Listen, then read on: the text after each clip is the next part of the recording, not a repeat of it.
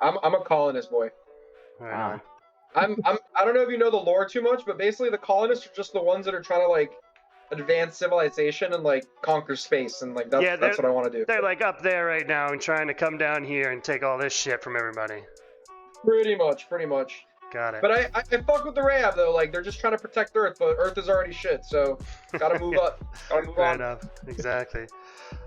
Obviously, you guys are pushing as hard as you can to kind of get all of this stuff done. But with the beta being pushed a little bit, and are keys still being put out? Because I know there's two main questions I think that everybody asks on the Discord all the time. One is, how do I get a key? And then the second one being, is it on the Quest 2? So let's get rid of these questions right away. First, do people still need to get a key, or are we going to see the beta coming out open to everybody soon? Yeah, so we're still making some progress on some of the core features. The primary core feature that's just 90% there. There's about 2 bugs that we just haven't been able to figure out. It's been about a month of us trying to figure out these bugs, and every now and then in development you get one of those nasty bugs that we just really can't replicate. Right now, about 10% of people do not have voice chat, me being included. My studio PC does not have voice chat. I don't know what to do to fix it. Technically, you could reinstall Windows and it fixes it, but I don't think that's a good solution for the masses, because like that would just be crazy to ask people. So everyone in the studio that had the issue reinstalled Windows and it works. I refuse to reinstall Windows because I want to feel the pain of being a casual player, and I'm pissed about it. So really that's the number one thing holding us up, is just having voice chat working. Other than that, we are taking advantage of increasing performance, stability, fixing other bugs, cosmetic, and any crashes that we see.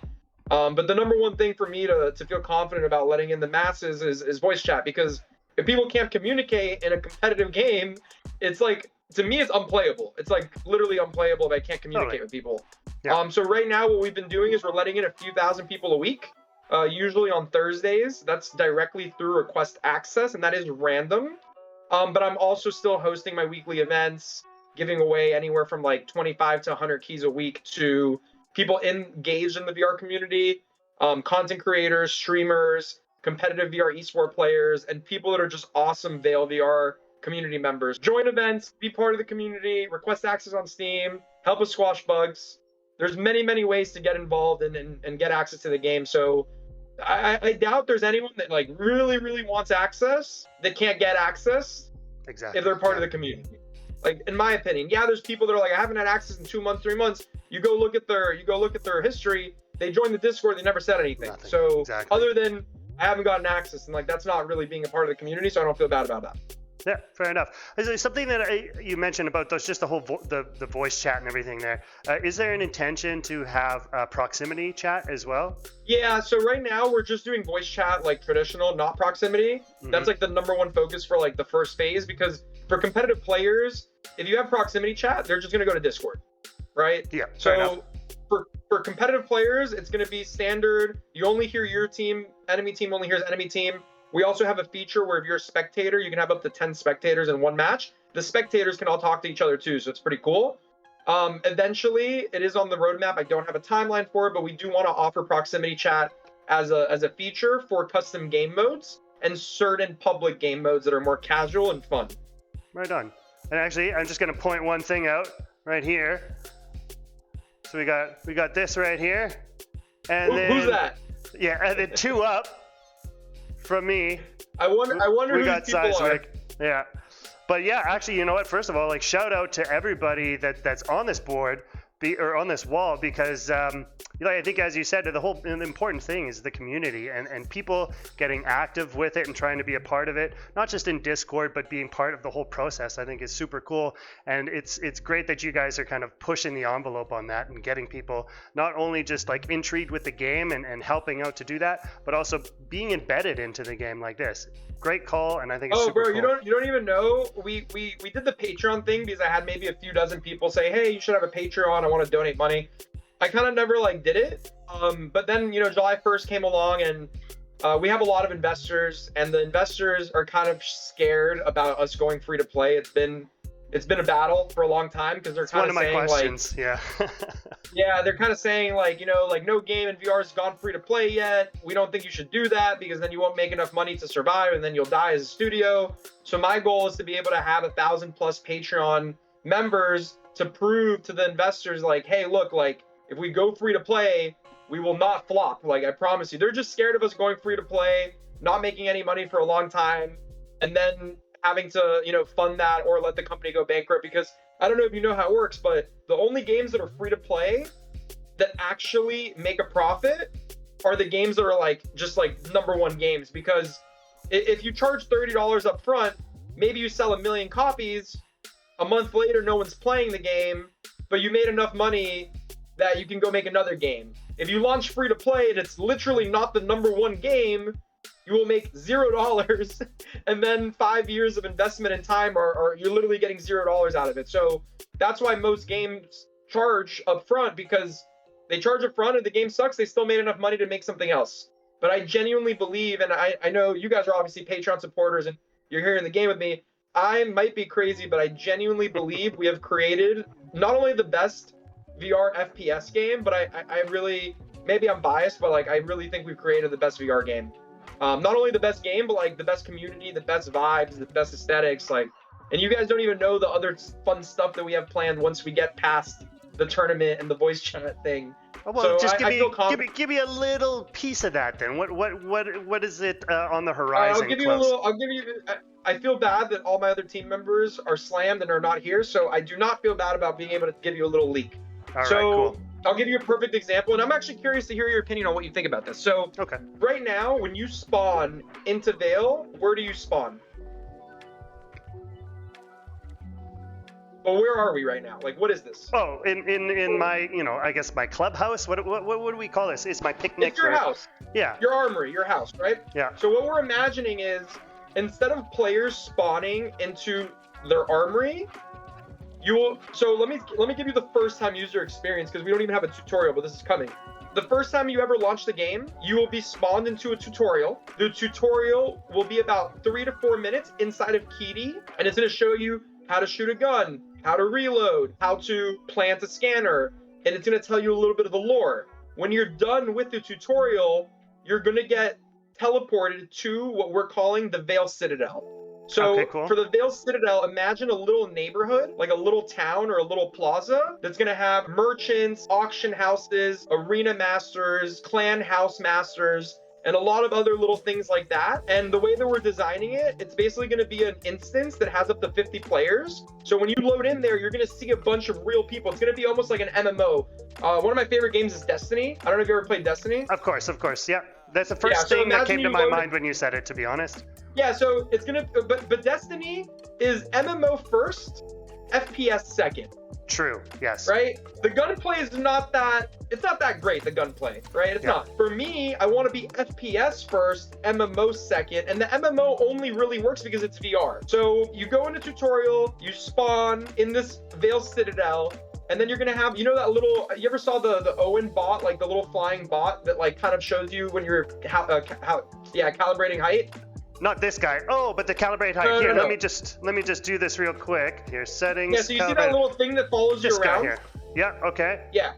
So we're gonna have a little bot like that that's gonna walk you around the whole Veil Citadel. Like, this is where you set up a clan. This is where you buy things. This is where you sell things. This is where you sign up for tournaments. And then the last thing is gonna be, this is your armory. And then you're gonna go through a portal that takes you to your armory. And then within your armory, we're now back here. And it's gonna tell you, like, open up your tablet. You can either do a server browser, a quick match, or create a custom game. And then that's gonna be it. That's gonna be the tutorial. But we're basically gonna create this like plaza where you can go and say hi to people. You can make friends. We're designing this thing that if you do a high five. Oh yeah, the friends. Yeah, okay. It's gonna start glowing. So we're basically just gonna create, instead of you going into your armory by yourself, you're gonna go into a world where there's other people awesome. that you can hang out with and be friends with. And if you look at your friends list and one of your friends is in one of these like Veil Citadels, like you can go hang out with them there. And then we have a lot of cool ideas, like we want to have events in a club, and like you can actually watch in an arena type setting, like, you know, whenever we host tournaments and things like that. Obviously, in the Veil Citadel is where we're going to start adding in-game monetization. Like, you'll be able to walk up to a merchant and buy skins and outfits. We're also going to start selling like expansion packs for your houses. So, you know, like this couch, everybody's gonna get a basic house, but if you want to buy like a new couch, or if you want to buy like mini golf, or you want to buy hockey, or you want to buy something to support, you'll be able to do that. We also want to have it in a way where if you play a lot of matches, you'll get points, and either you can grind and get kills and get points to buy stuff, or you can buy in-game currency with real currency and buy stuff. So nothing's ever going to be blocked behind the paywall, but either you're a very sweaty player and you play a lot and then you can buy stuff, or you can just support us and buy some in-game currency, because we are a business. We do have 50 employees. Everybody has family and kids, and, you know, like, like we have never made $1 yet. Actually, I lied. We made some money off of our merch and our Patreon, so thank you. But it definitely isn't enough to sustain the studio, so we do have to add stuff. The vision is really like maybe like 1 to 1.5 years. We're targeting next summer. So the goal would be launch on PlayStation VR 2, free to play, be cross-platform between pcvr and PlayStation VR 2, which both have really good hardware. Have the Veil Citadel, let people design their houses, buy skins, and support the studio. So that's kind of the vision for the next phase. Right on. Is that what's right out here, Tropical? So yes, that portal will basically take you to the Veil Citadel. Ah, awesome. Okay, so now we know what's behind this door. Very cool. Like right now, you know, right now it's kind of weird, but people randomly spawn wherever in the armory. Mm-hmm. We want to have more of a sense of presence. So this is going to be your armory in the future. And if your friends are coming to visit, they're all going to come through the front door, basically. It's not going to be like they spawn randomly over there. Yeah. Okay. Very cool. Oh, awesome. Okay, and then so you mentioned about so PlayStation VR and then PC VR. Obviously, we've got really good hardware that can support all of this, you know, beautiful textures and lighting and assets that we have here. Now, and obviously, that was the intention about not going towards the Quest 2, and I think obviously that makes a lot of sense. But was there a lot of pushback on that when it came to investment? Crazy, because crazy pushback. 15 million units, you know. Every investor called us crazy because they wanted us to go Quest 2. We just genuinely believe that if we go Quest 2 now, all we're going to do is shoot ourselves in the foot, downgrade the quality of the game. Yeah. And then within a year, there's already going to be Quest 3, PSVR 2, and new hardware. Like, it doesn't make sense. Totally agree. Yeah. Oh, wait, did PaperFoxx come through the front door? I did, but then I respawned, so I could change teams to be on the right team. PaperFoxx, see how weird that is? No offense, PaperFoxx, but you see how weird it is that the PaperFoxx just randomly shows up and it's like over there? The range? Yeah, we need a front door, brothers. I did actually spawn at the front door correctly this time, but I went to go change teams, and I think we still have the spawn for colonists set to be at the end of the range. Yeah. And so just to kind of elaborate more on there, I think an awesome idea in regards to the Citadel and having stuff there.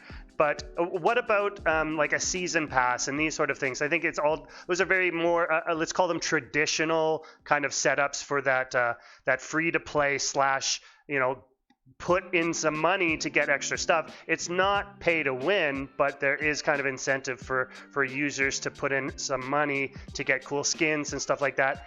Is that something you guys are going to lean towards, or is that more in the community? Because I also have heard that you guys want to have people creating their own assets and doing stuff in a way that maybe is a little bit of merchant kind of life within the Veil kind of universe.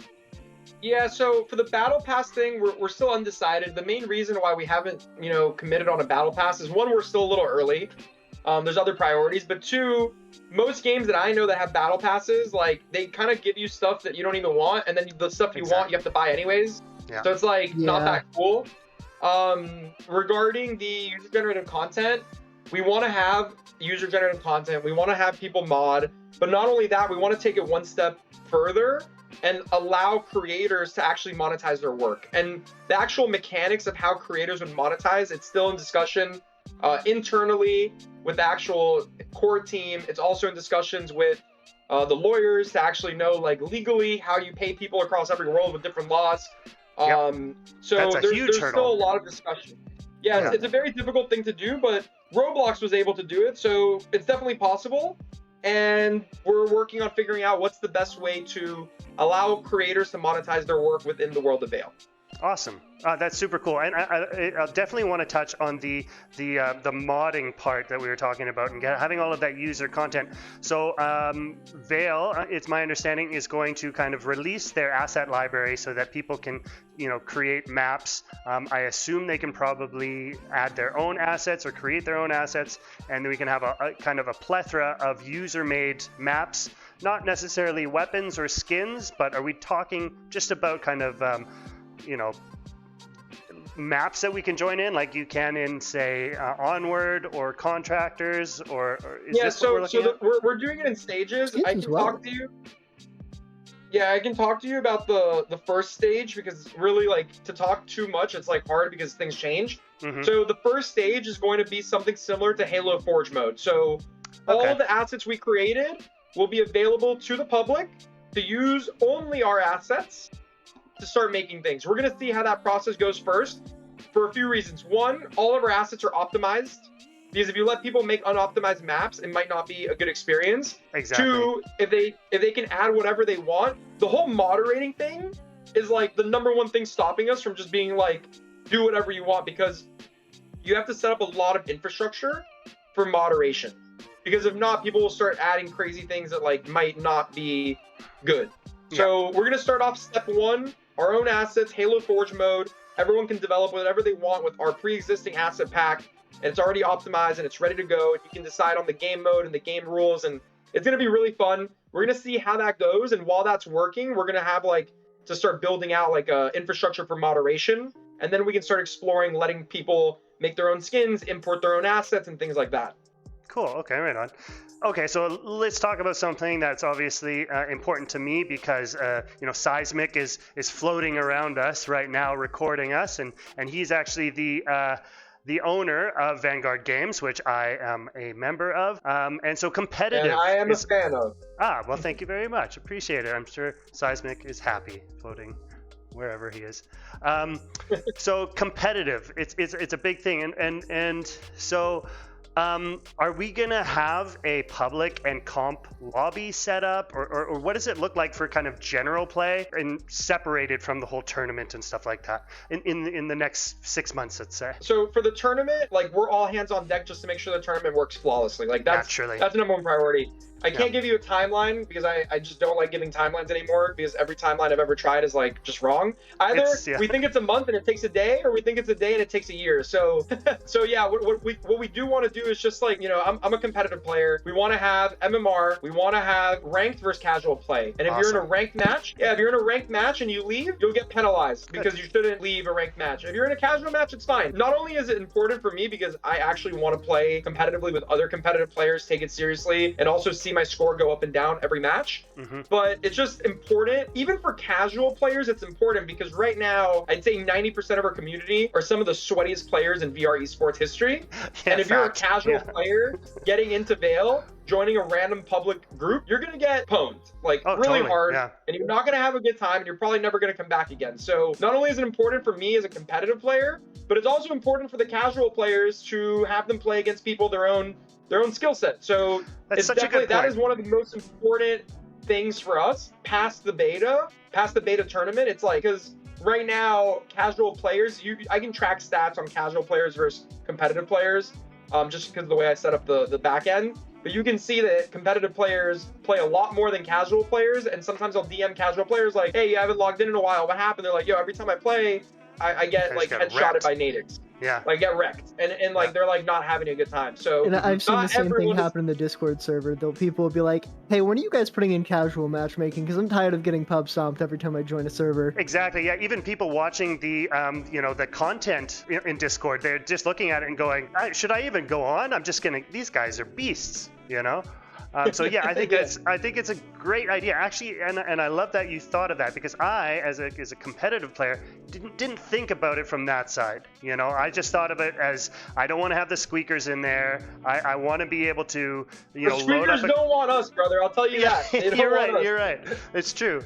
And I want to load up a game and be able to say, okay, this person is just team killing or whatever.